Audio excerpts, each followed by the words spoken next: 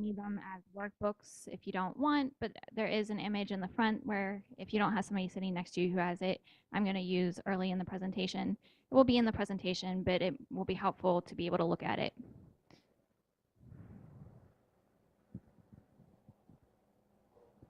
There are a few up front if there weren't enough on the rows in the back.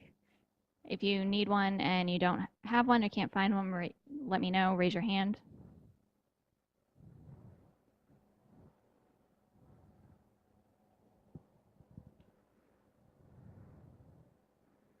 And if at any point you can't hear me, I know I tend to be very soft-spoken and I get a lot of, I can't hear you, can you repeat that?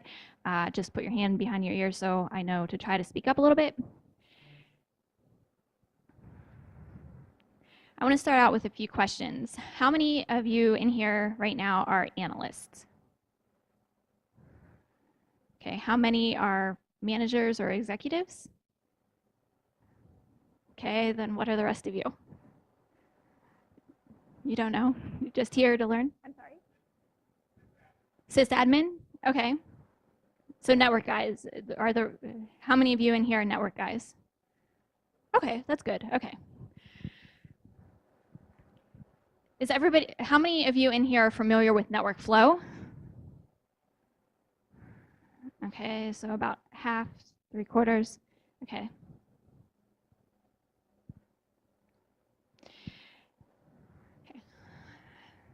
So again, I'm Angela Horneman.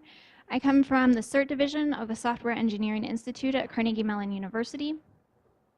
I'm a research analyst on the situational awareness team.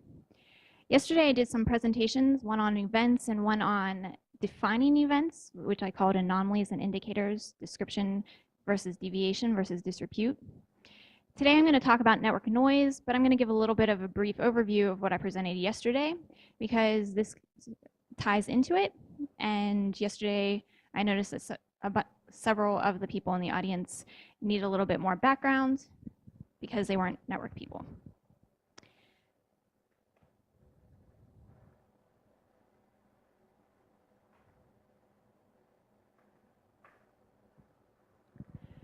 So what is a security event? As an analyst, I view a security event as a series of actions that go across some number of assets where at least one of those actions adversely impacts your asset, where that adverse impact is based on your organization's viewpoint, because not all organizations view the same events as bad as other organizations. For instance, not all organizations view scanning as bad. Some do. Some just say it's a way, it's noise, it's life. What do I actually mean by this? This is where your picture is going to come in.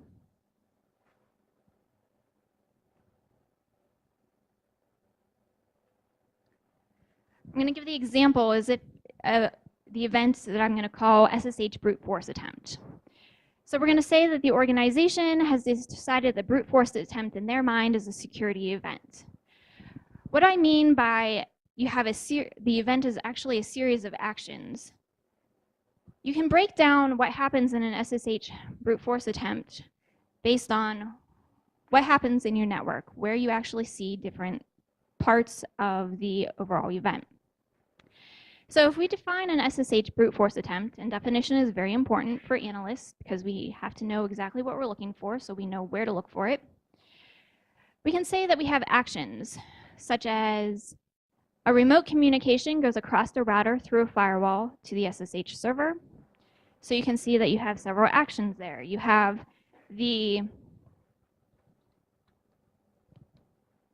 remote actor initiated communication from their device.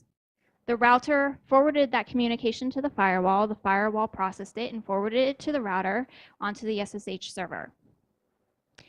Then the SSH server processed whatever it received. In this case, it would then prompt for login information. It would go back through the router, which would forward it to the firewall, which would forward it to the other router, back to wherever it originated. For the login attempt, somebody is then going to send the login information back through the same path or a different path, but it's going to go through the routers. If this is your landscape, it's going to go through a router, firewall, then router, to the SSH server, And then you're going to get the failed login attempt. Because this is a brute force attempt, you're not going to be successful in the first try. And that's going to repeat some number of times. That's what I mean by an event is really a series of actions that occur across some assets at specific locations. So you can, yes. That's okay.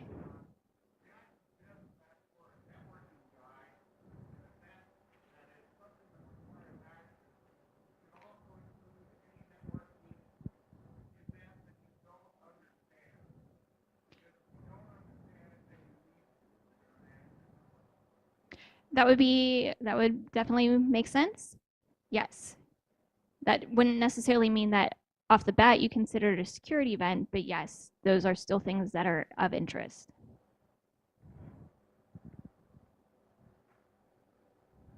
Any other questions about that? And feel free to interrupt me if anything doesn't make sense or you want more details or even just to discuss anything I say.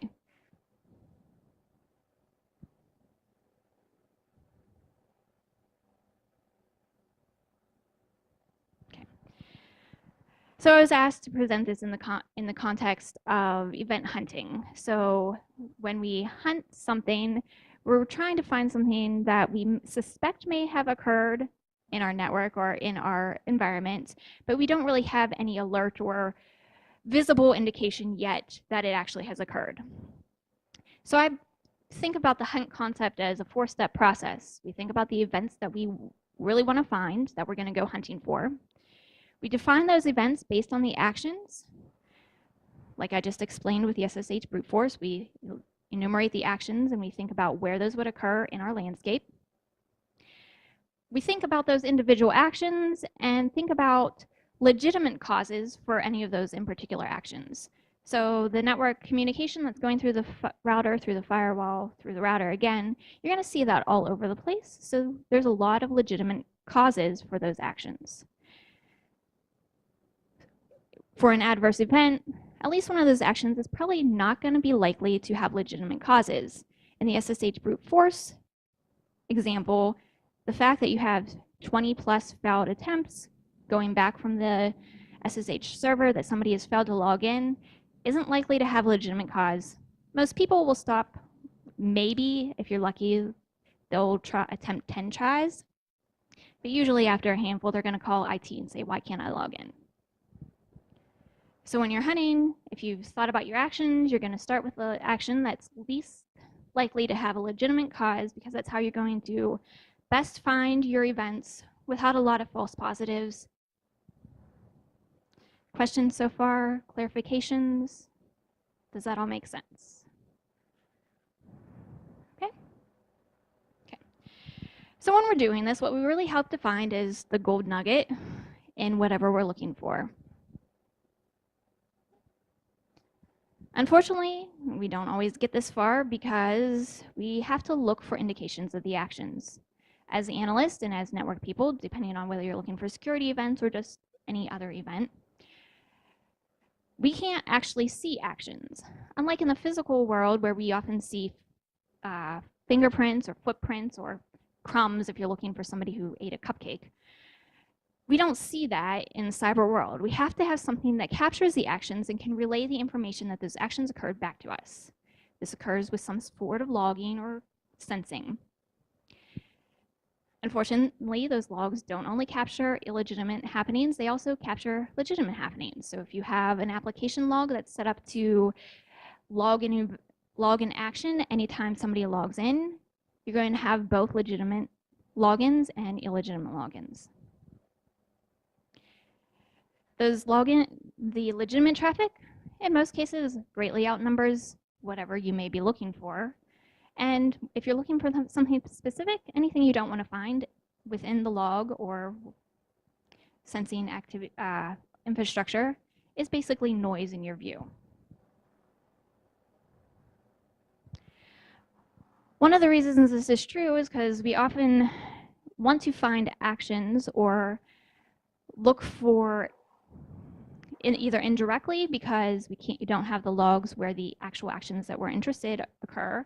So for instance, with the SSH server example, we may not have an SSH server log that can tell us how many times that there were failed login attempts sent back to the same IP address. If you do, great. I hope you do. But if you don't, well, then you might have to look for something that would imply that action elsewhere. Implication is definitely not an exact match for the actual happening, because a lot of implication can imply many different things.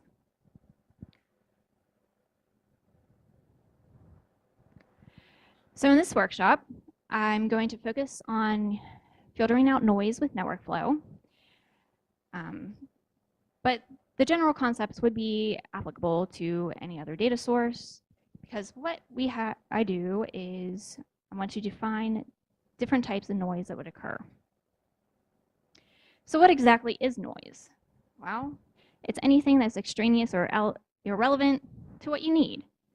That is most of the data when you're looking for an event, or especially a security event. When you have logs that are different in detail, logs that don't have as much information are going to have more noise, because it's harder to discriminate between what the actions that the log is representing, the entries in the log are representing. So if we're thinking about network data, we can have many different levels of detail. We have full packet capture from Wireshark, top example, where you actually get the full replica of the packet, of all the packets that pass your sensing. You can have network flow, which is just a summary of specific lines of communication. Those come with differing levels of detail themselves. The most basic will have something like the source IP address, destination IP address, source port, destination port, start time, protocol, hopefully the number of bytes and the number of packets that occurred in a specific communication. Today, most network flow programs will let you have other details, for instance, TCP flag information, ICMP code information. They may even capture some of the HTTP fields or SSH fields, FTP fields. Those logs give you better ways of finding what you want. They also give you better ways of filtering out noise. Questions so far? Comments? For those of you just coming in, if you want, there's workbooks on the edge of some of the tables. There's a few left up here, I don't know in the back.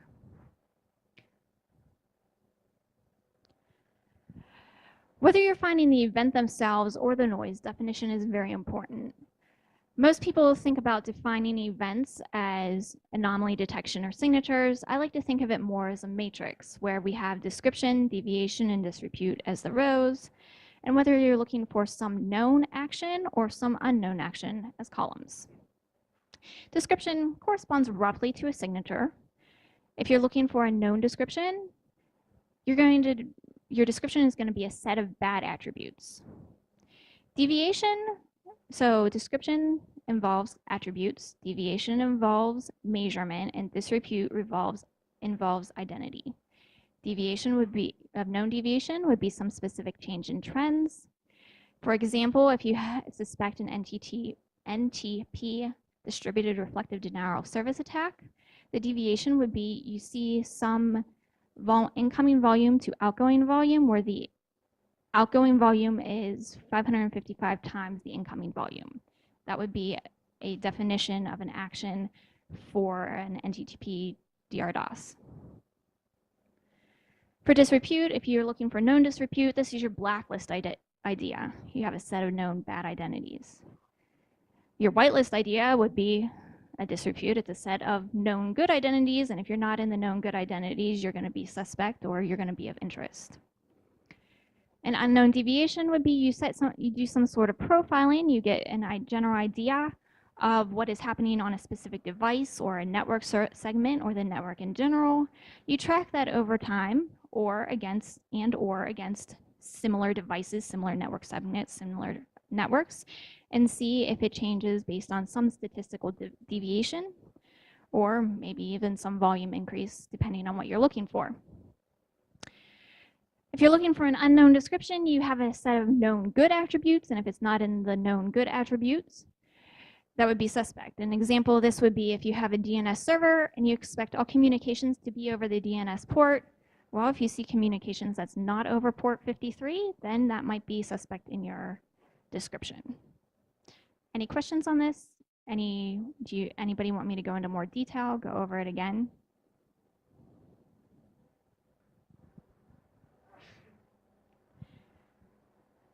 So again, whether you're doing events or noise, you can use those methods of definition to actually define what you're looking for, whether you want to find something that you want to pull out of the data or throw away from the data. Network noise, if we're looking at network noise, we want to find something that is discriminable from what is of interest. And usually these would be common traffic types. For instance, scanning. If you're looking for an event that isn't scanning and you can identify that this particular set of network traffic relates to scanning, you can throw it away from the rest of your analysis. Same thing with backscatter, proxy traffic, and then probably some common services and applications. Maybe if you're looking for a specific event that goes over TCP, you could throw away anything that's over UDP or ICMP. Same thing with services. If you're looking for something that is specific to DNS, you can throw away anything that's web. Certain internal devices may never be capable of being involved in certain events. And the same thing with certain external addresses. These are all places where you can start filtering out noise in your data so that when you actually go to look for your events, it's less likely to be false positives when you do the same definition.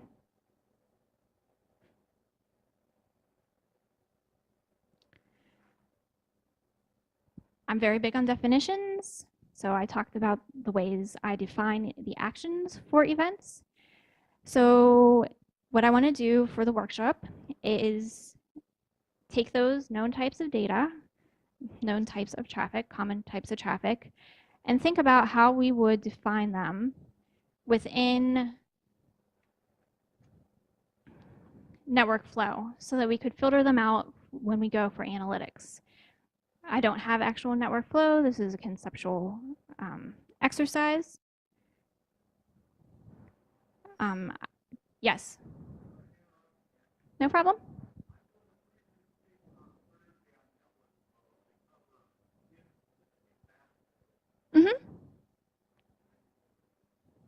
Cool. So the class is pretty big, but we'll try at least the first one all together, and then I guess we can break up into groups if that doesn't work out too well. So before we can do any definition, we have to know what we have to work with, because if we define an action, we have to be able to define the action based on the characteristics in the fields that we can either see directly or compute. So for network flow, we'll assume that we have some very basic network flow fields. We have our source and destination IPs. If you're looking at your workbook, this is on page 5 in the chart. You have your source and destination ports. You have protocols, packets, bytes, start time, end time, duration, ICMP type and code, if that's applicable, and initial and session TCP flags. So with TCP flags, the first packet that is sent would be the initial flags. Anything else that is seen in the session would be in the session flags, so it would be aggregated. Does that make sense? Okay. I'm going to assume that we have unidirectional flow. In other words, if I initiate a communication, that is going to be summarized into one flow field, and any response that whoever I'm communicating with sends back is going to be in a separate flow. There is another type of flow called bidirectional flow where those two would be meshed together. Both methods have benefits and both have drawbacks. I think it's easier to look at unidirectional flows for most cases because then you can do definitions that include asymmetrical routing. So in other words, if your server is sending more bytes, you can pull that out versus what you sent. We're going to assume that we have a very simple network and that we have sensor locations at both routers. That picture is also on page 5. and that we are working with unsampled network flow. This sampled versus unsampled. If you have unsampled network flow, every communication is going to be summarized into one or more network flows. If you have a sampled rate, well, you have two ways to sample. They give you different outputs. You can either sample X number of packets per 1,000, or say 1 out of 100. In that case, you're not going to have flows for every communication channel, nor are the flows that you sample, are they going to have the data for the whole flow. You can sample network flows, the whole flow, 1 out of 100, in which case you will get, for the flows that you see, you will get complete, but you will not be able to see all communications. From a security perspective, this is not very helpful, either of them, because you lose visibility into a very large portion of all the communications that are actually occurring on your network. From a network performance, it doesn't really matter. The sampling can still alert you to problems. Any questions, clarifications before I go on? Yes.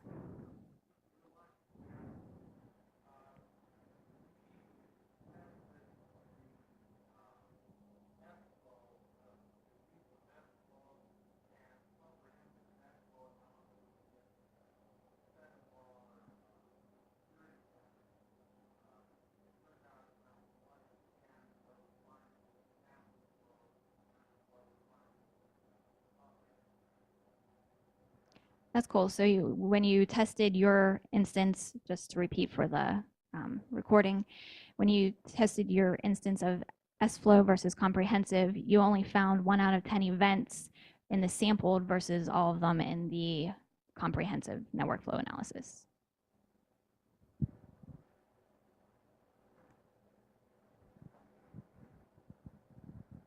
Okay, so when we create our definitions, we're going to use the given flow fields. We can use specific values or ranges for any of those particular fields. We can do thresholding or ranges or aggregates based on the fields that we have. And we can also use sensor location as one of our points of definition. So the first thing that I would like to work on defining is scanning. So the first thing we need to do is define what is scanning. So what are some of the types of scans that you might see in your network and want to classify as noise? I'll give you, for instance, there are many different types of scans like port scanning, network scanning. Then you can break those down further into something like a TCP SYN scan, or you can break it down into a Christmas tree scan. So for this workshop, what would you like to attempt to define first? Did you have a preference? Yes.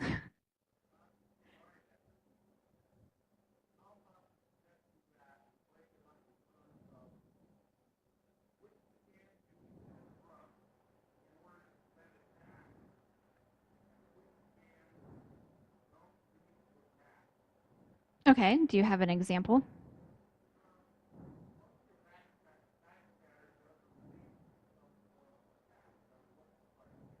Correct.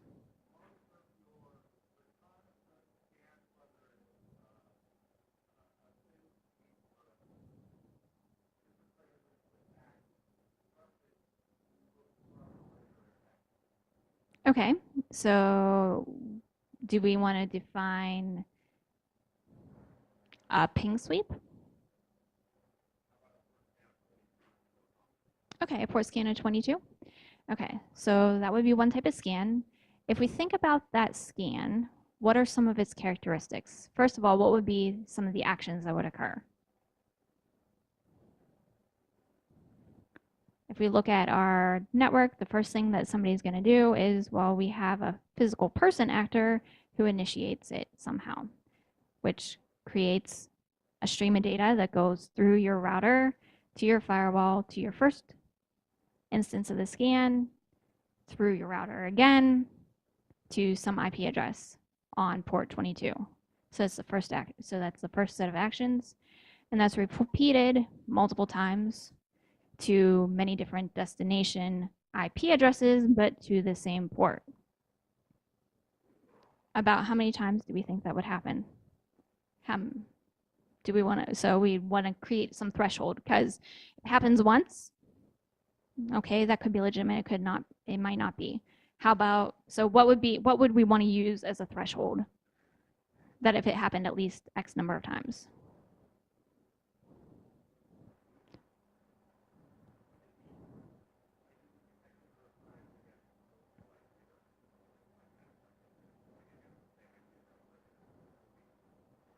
Okay, so that it's going against multiple IP addresses some number of times.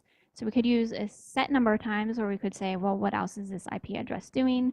We could say that he's not doing anything else, that he's only doing, say he's touched at least 50 different IP addresses on the same destination port. We could say that as our definition, or we could say that he has touched at least 50 IP addresses on a destination port, but he hasn't done anything else. Yes.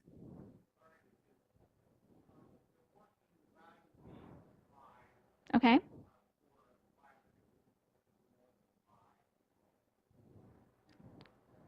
Okay, cool. Okay, so we can go with that. So the characteristic would be the same external IP address is hitting 5 or more internal IP addresses all on port 22. Yes, did you have a question? I'm sorry?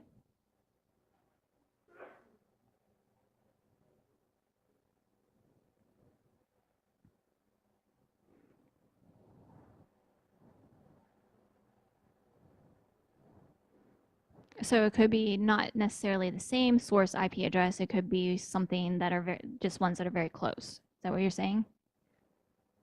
Okay. So that would be a description that it's a definition, and that would help us filter out one type of scanning from all our noise. It's fairly simple to find scanning at that level.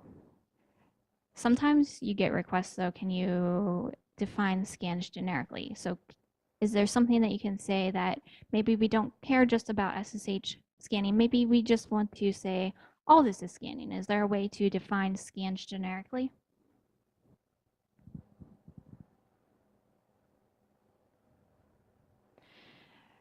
Yes.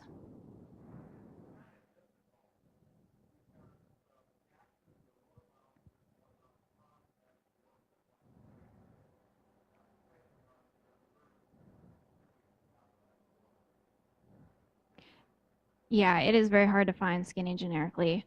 If I ever want to find something that I call naive scanning, I usually just set if external IP has attempted connection to 1,000 plus, and then I've removed my proxy servers from that list.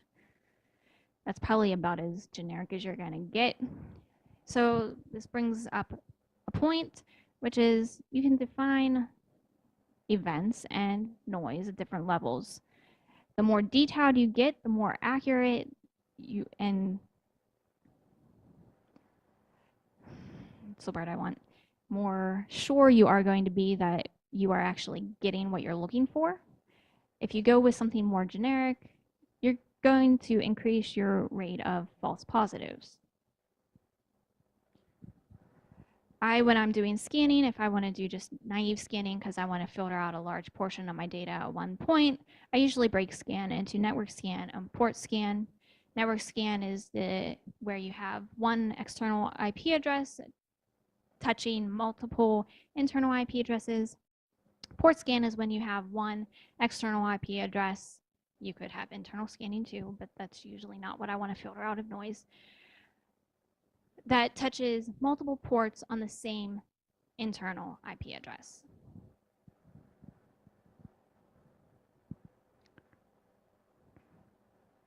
Do you want to continue as a group discussion, or would you like to break up into groups and I can walk among you and we can discuss the other scenarios? Continue group. Okay. So backscatter is when you have attacks going on outside your organization and your organization's IP addresses, some one or more, are being spoofed, causing replies being sent from the attacker to be sent back to your IP addresses. What you will see with backscatter is that a lot of the backscatter will not be to active IP addresses. So your organization may have a network block, but only some of those addresses are actually assigned to active devices at any one time. You know, when you start seeing a lot of traffic to inactive IPs, that either scanning is going on or you're getting backscatter. Can anybody give some ideas of how you would differentiate the two? Yes.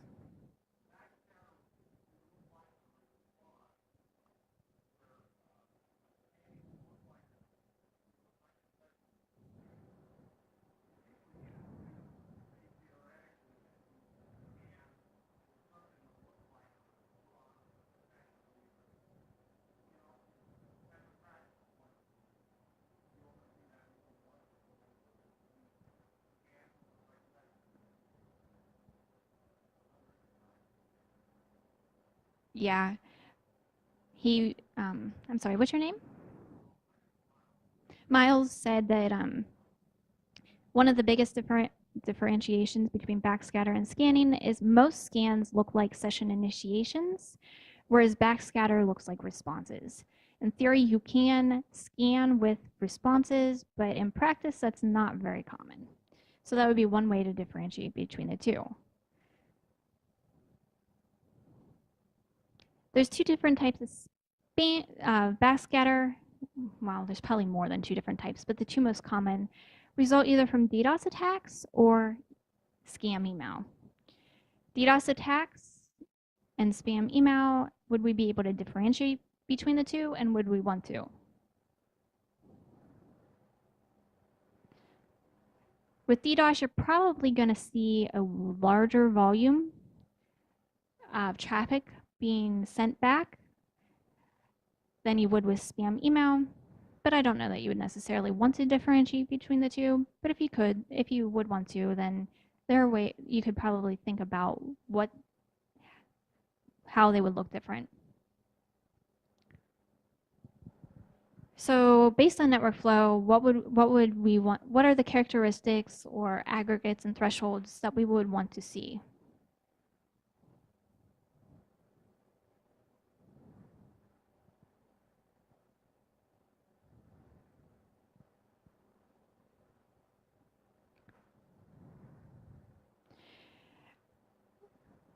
If we start looking at TCP backscatter, because most backscatter is either going to be TCP or UDP, then we could look at some flag information. If we're looking for responses and we have the initial flag, what would the initial flag be? ACK, right? So you would want flows that don't have SYN as the initial flag. Would we want incoming or outgoing flows? Incoming. So we'd have incoming flows where the initial flag is ACK. We could probably also say where there is not a corresponding outgoing flow that had a SYN flag. So we'd want to do some correlation. Could we say anything about packets or bytes?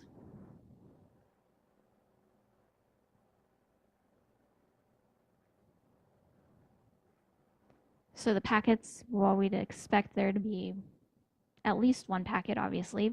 Probably not a thing necessarily about packets, but with bytes, you're probably going to have something that's more than header information. So if it's only for TCP 40 bytes, that's probably not really indication of a response so much. Though it may be if it's just the second part of a handshake. Are we going to know anything about the ports? Yes. Mm-hmm.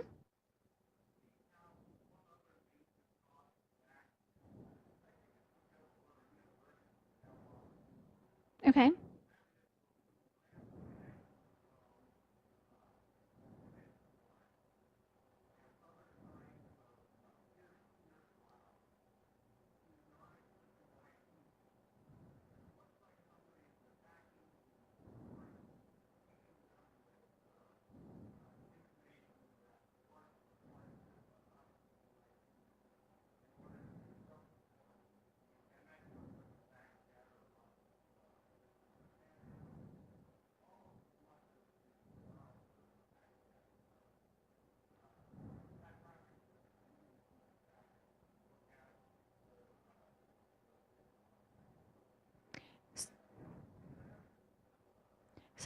So Miles asked the question, they see a lot of backscatter that results from BitTorrent, which tend to be UDP packets.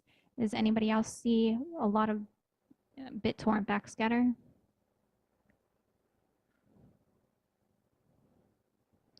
No.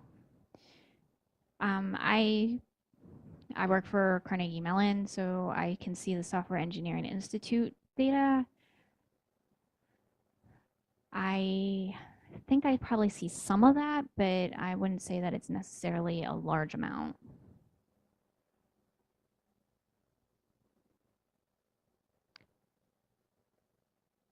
Can we say something about the protocol if we're looking for backscatter? Would we want to look for specific protocols? We probably wouldn't want to look for ICMP. We'd probably want to stick with UDP and TCP. Possibly if you have IPv6, maybe one of the IPv6 protocols. You're going to probably have pretty short duration flows, so if something's long, it's probably not backscatter.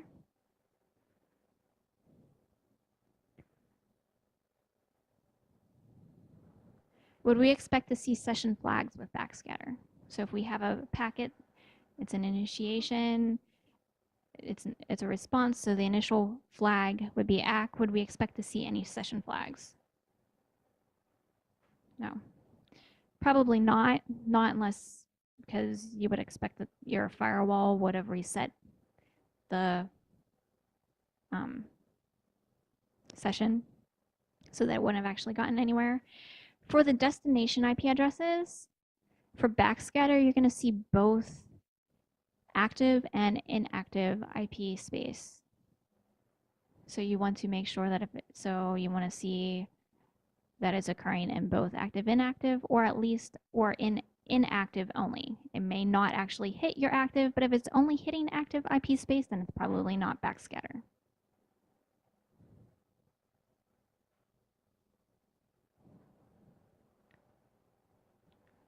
So those are all individual flow characteristics.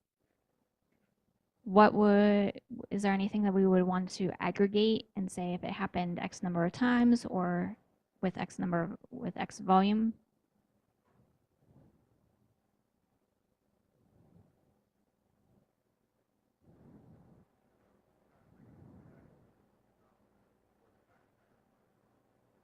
Right.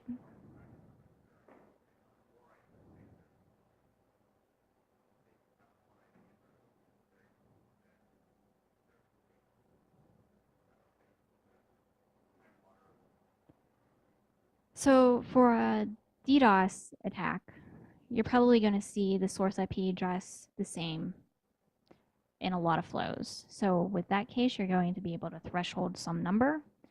For spam email, you're not going to have that same.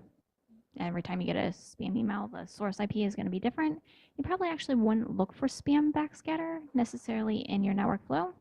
You might, but it's going to be a lot harder to actually pull out as noise as opposed to anything else.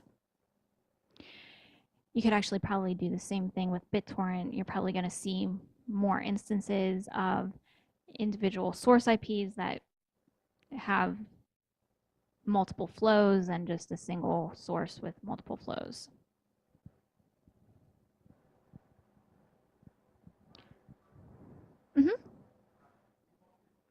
No. I want more people to talk.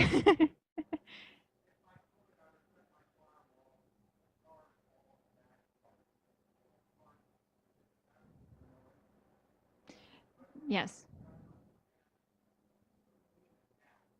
Mm-hmm.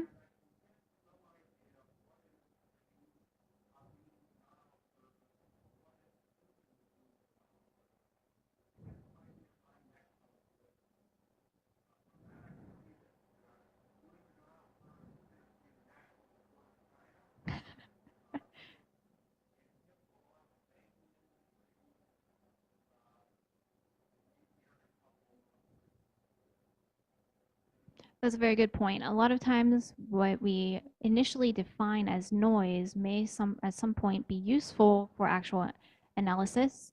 So sometimes it is very helpful to actually look at the backscatter to see if we can pull out any patterns, and does it indicate maybe some threat that I might be next on the list in, or does it give me some idea, or can I use the information within it, maybe linked with some external information, to give me some idea of, well, these are the targets and these are characteristics of the targets. Do I have anything that matches that? Some things that also can be very useful when you are thinking about noise or even events is pulling in external information. So for backscatter, especially with the and scanning, there are some there might be some external information that can help you identify if what you're seeing is backscatter. Sometimes you can find sites that will show that these places are currently under DDoS attack, in which case you may be able to find the related IP addresses and filter that out of your data. Does anybody have any experience with using external data to augment or to give some insight into what is happening with backscatter? Has anybody thought to use external information to inform their definitions or when they're trying to analyze? Okay. Scanning and backscatter are two of the most common types of data that add a ton of traffic to your network flows. So when I look at a lot of the different data sets that I look at, scanning can be 10 to 20 or more % of what I see the scanning and backscatter together. If you can filter that out, that greatly reduces the rest of what you have to analyze, which improves your efficiency and decreases the false positive rate for whatever you're looking for. There are other common traffic that is not likely to be malicious or of interest when you're looking for a specific event, especially a security event. There's a whole bunch of different ways that you can determine what some of the common traffic is. So what would be some of the things? I'm going to start with an example, would be DNS. Legitimate DNS requests make up a huge amount of our volume internally, probably close to 50%, if not more. Yes. I see some wide eyes. So if I can filter out those legitimate requests, that also cuts down my analysis into about half. So if I were to define a legitimate DNS request and response so that I could filter it out as noise from my traffic, how would I start? What are some of the characteristics? Yes.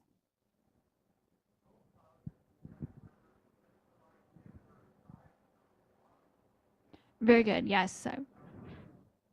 I would start by profiling my DNS server and seeing the normal size of the response and probably the normal size of the request, and do some statistical analysis to say what would be outside an acceptable range or a usual range. What else would I want to do?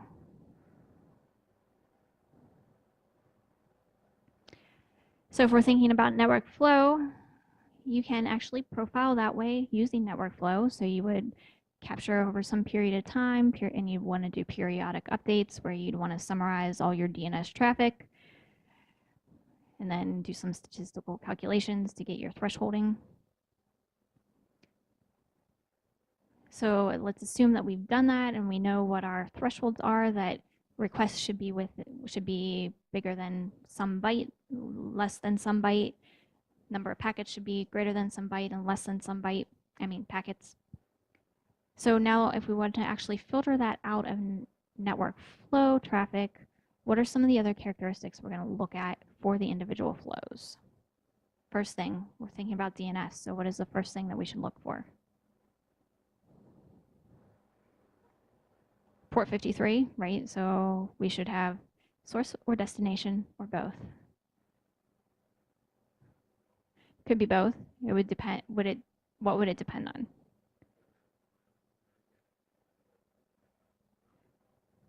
Right. So you could do some. So you would determine whether it's source or destination based on if the destination is your DNS server, in which case you would want the destination port to be 53, or if the source is the DNS server, then you'd want your source port to be 53. Can we say anything about protocol? What protocol would we want to use?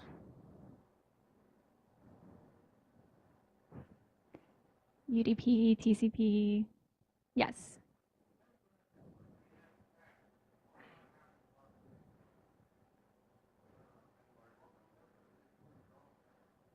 Right.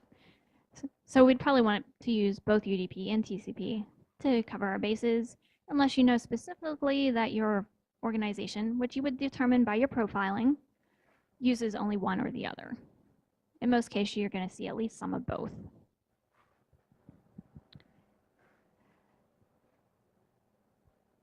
If we're talking TCP, would we care about the flag? Would that add to our definition, any of the flags?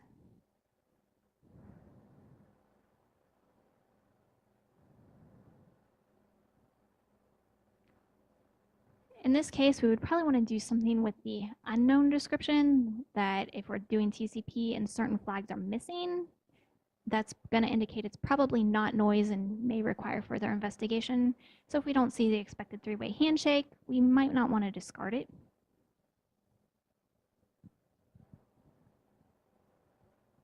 Do we need to do any thresholding or aggregation based on if a source IP address did more than or less than?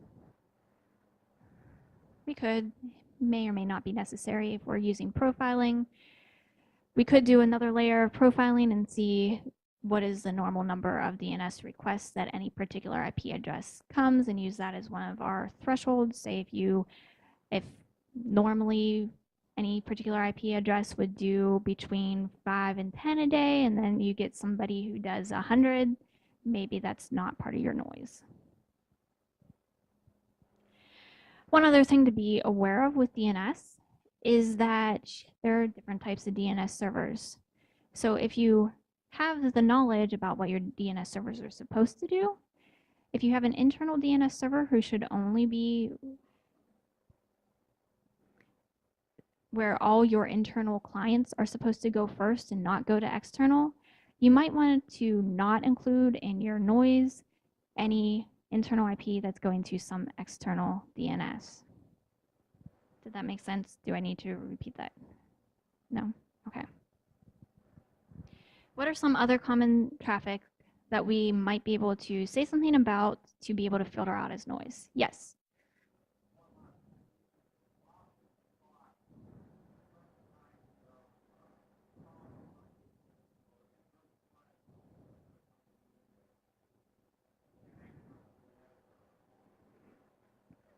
You can often identify internal compromise if your internal clients are starting to use external DNS. Yeah. In which case, you definitely don't want to put that scenario as your noise. What are other common types of traffic that would, in many cases, be identified as noise when you're searching either for an event or network information? We can think about individual protocols. We can talk about specific services.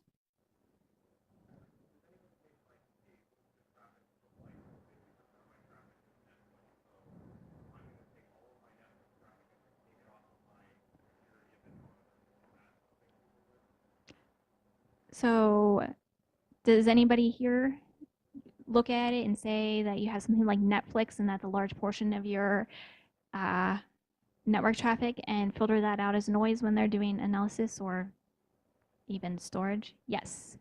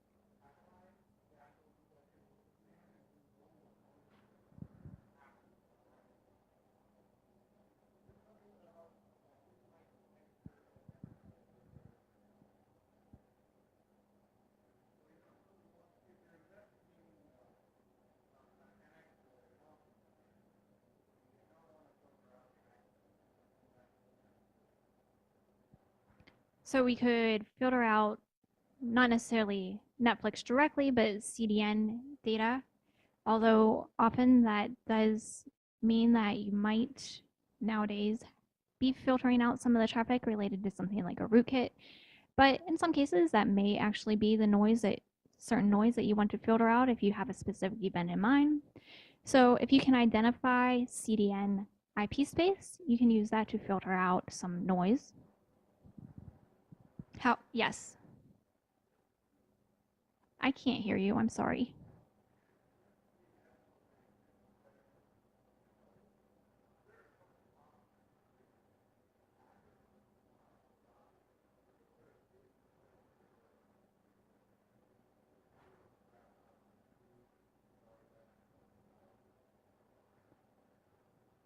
I don't know. Yes.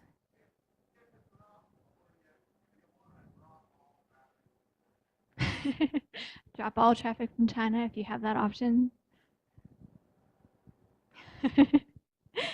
That would be, if that tends to be your noise in your network, yeah, you might actually want to do that. So if you can use some way, if you have the ability to identify where the source actual physical location is, you could use that as a way to filter out noise. Yes.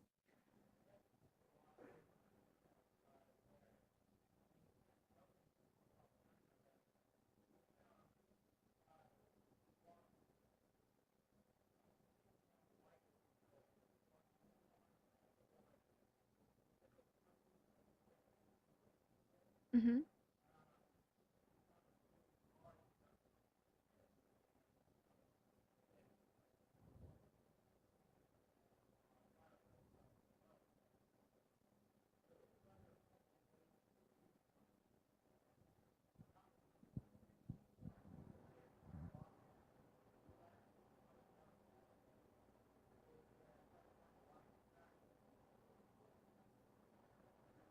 Several people are actually doing the filtering or noise or blocking based on country, which has helped. Yes.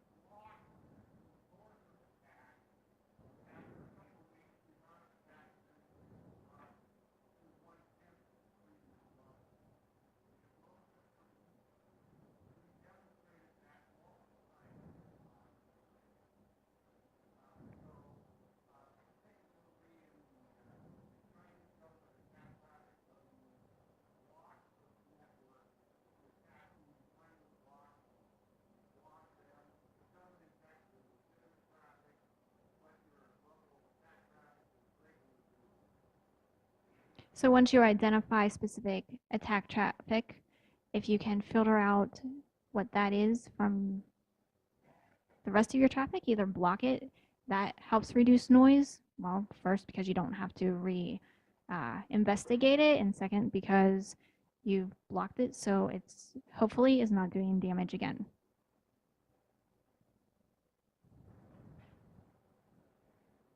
What other common traffic would we want to try to filter out as noise in at least some scenarios. So we can filter out DNS traffic that looks legitimate. We can filter out backscatter scanning. We can filter out based on country or CDN, whether it is to or from a CDN. What are some other common types of traffic that would be considered noise in many situations? Would we ever want to do anything with web traffic?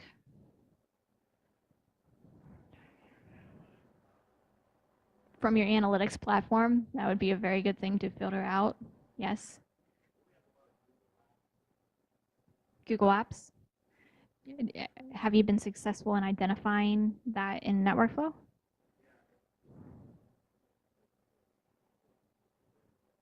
Okay, so if you can identify your common apps and be able to associate those with ranges of IP addresses, that helps filter out noise and common traffic. Yes.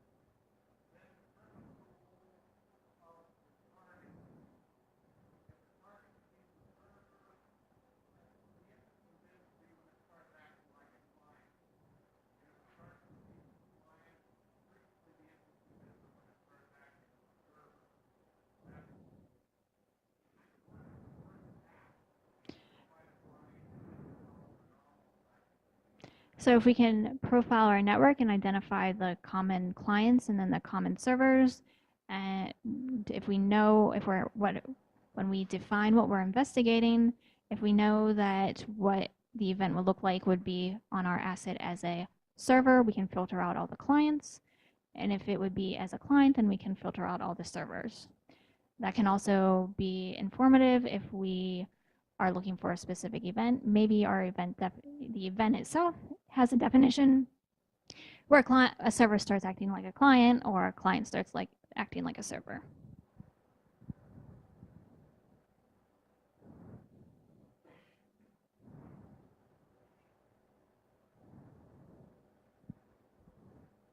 Any other suggestions? Anything anybody else would like to take a stab at? Network proxy traffic?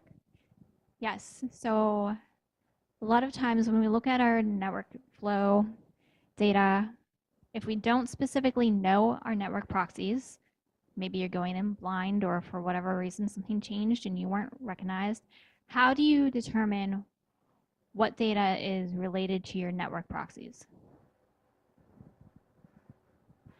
It's very simple if you know your network proxies, but is there a way that you can actually identify your network proxies so that you can then filter that traffic into its own bin?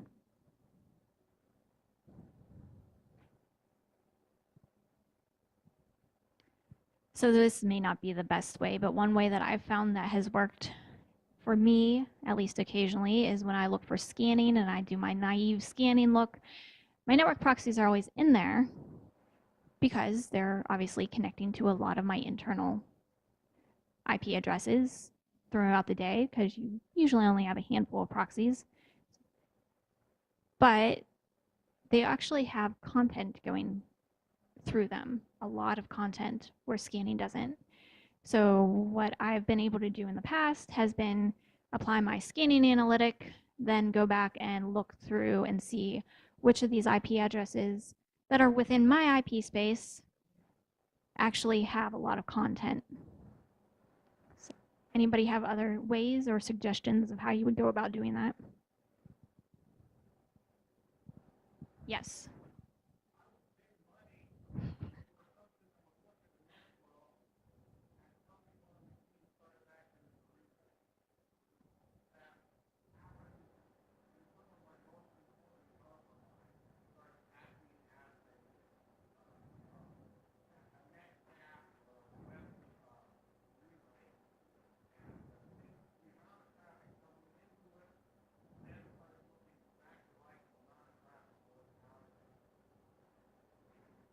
Does anybody know of anything that looks at network flow and can identify if something is behaving as a relay?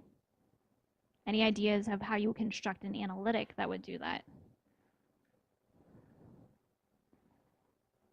Yes.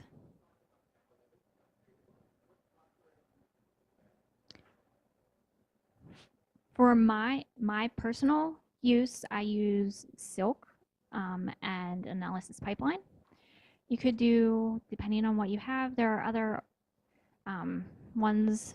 Bro is a common one. Argus, I'm sure there are others, but those are the ones that I can think of off the top of my head. I think Flow Tools.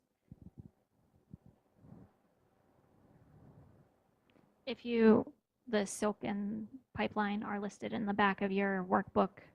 They have links to them. I tend to use those because they are actually developed as for my department.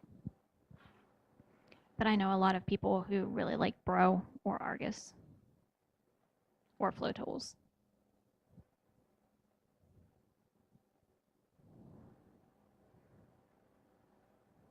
Does anybody not know what I mean when I say an analytic? Basically, I just mean some sort of command or ways to like filter the data to get what I want. So it's like steps or processes what I'm looking for.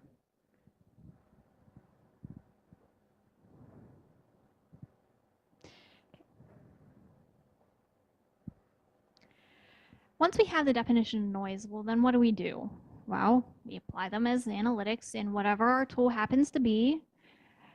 And then we apply our event definitions, and hopefully we get those gold nuggets. Except we don't. At least not with network flow.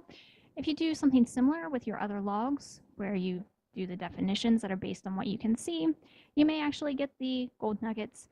But usually you will still have a pan where you have some pebbles in with your gold flakes. So no matter how well we actually do it, we are still probably going to have to do some manual investigation. That's all I had for today. Does anybody have questions, comments, would like to discuss this or anything related or even maybe not related?